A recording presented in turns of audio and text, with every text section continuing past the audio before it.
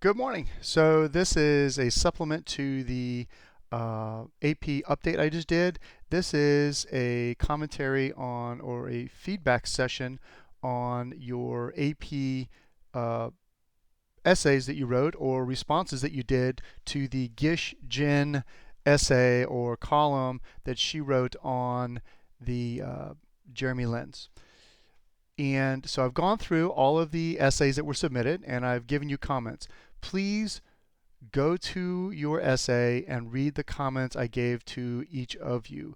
They are specific to you. They are specific to what you're doing, how you're doing, what you might need to work on, and they will give you direct um, input as to how you might benefit in taking what you've done in this particular essay, what you may have lacked in this particular essay, and how that will benefit you in writing the Swift essay, which is due this week as well. So please read the commentary so that you have an idea of where you are. Don't just assume that you're doing great. Many of you are doing great. And in fact, I was pretty impressed overall with the input of or the level of analysis that is going on with the writing.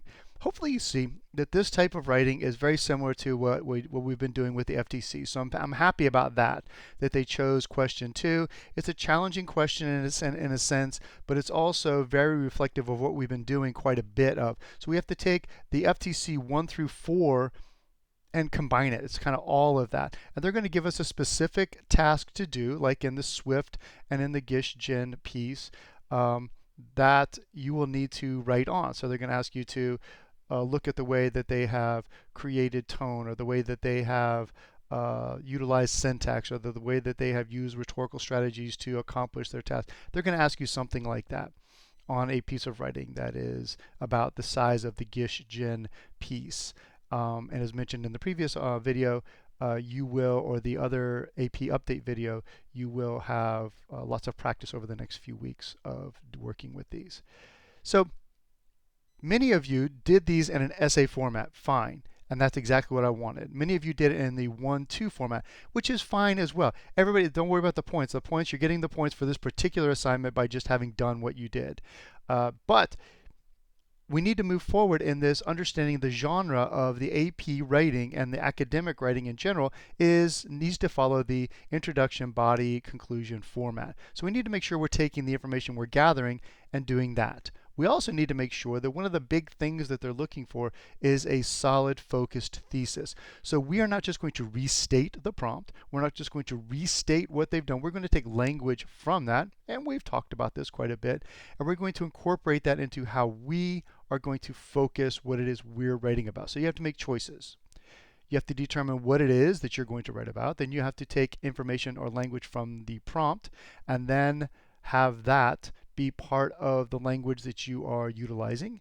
And then you're going to have a focused thesis. Now, I had mentioned, and this is not with every bit of writing, but in this particular genre, I suggest that you put that thesis at the end of your introduction. I suggest that your introduction is no more than, say, 2 to 4 sentences long. And a 2-sentence introduction can be just as good, if not better, than a 4-sentence introduction. Volume is not important at this point in the introduction.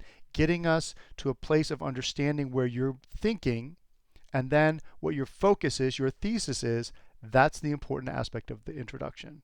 And then when you go into your body paragraphs, and I say paragraphs plural because I found many of you in the essay you just wrote did a really good job of putting information into a body paragraph, but it was very cumbersome. It was huge. It was very big. You need to split those up. Give your reader a little break and put the ideas down. Show the reader that you understand the nuances, the idiosyncrasies, the subtleties within the writing. So that would cause you to want to have a couple of different paragraphs there in the body.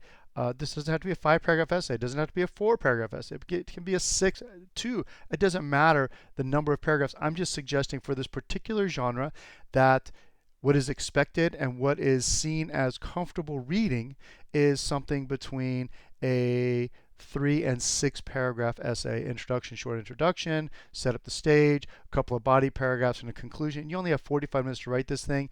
They are not expecting this to be perfect. It's going to still be a draft.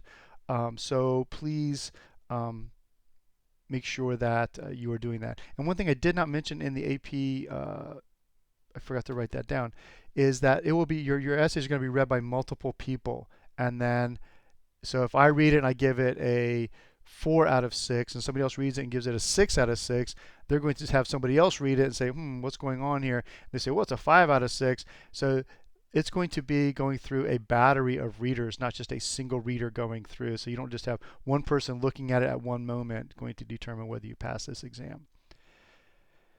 But in looking at the responses that I got on the Gish Jen piece, by the way, it's a girl, Gish Jen. I actually met her years ago at a reading and have a signed copy of a book she wrote, a typical American, very good book. But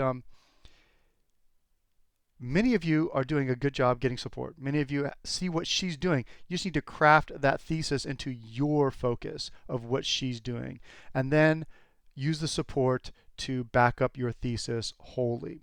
So look at the commentary that I gave you. Many of you, it's going to say something like, you need to have this to be in the format. So when you go to the Swift essay, you make sure it's in paragraphs. Make sure that you don't try to do too much with this. I only asked you to do an hour's worth of work on that thing. So it's not going to be perfect. It's going to be a draft. I get it.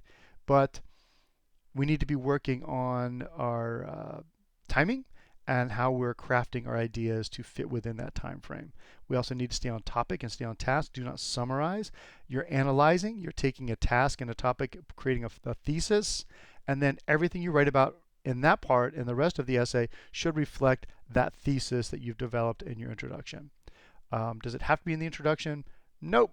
But if one person's reading this and they're cruising through the essays, I'm going to make it easy for them to read this introduction and to know what my thesis is. So thesis, support, format, flow, connectivity, all of these things need to be part of what it is that you are doing in the writing of these essays. And that's what some of the issues that I saw were that. But I also saw some fantastic examples of people flowing and having their language move from one thing to the next. I saw many people utilizing great support, but I also saw a lot of people kind of just marching through the article and mentioning, oh, well, this happens in this paragraph, and then this paragraph, then this paragraph. That's not what it should be. Idea-based, conceptually based. My first body paragraph is about this concept that I'm dealing with, and the second body paragraph about this concept. So if I'm talking about syntax and the way that she utilizes her sentence structure, or the way she utilizes the juxtaposition of Asian American culture, whatever it is, that's what I'm doing in a paragraph. Then my next paragraph, how she uses the familial unit. Then I'm going to pull from all over in the essay to show that concept, not just marching through the article or the column.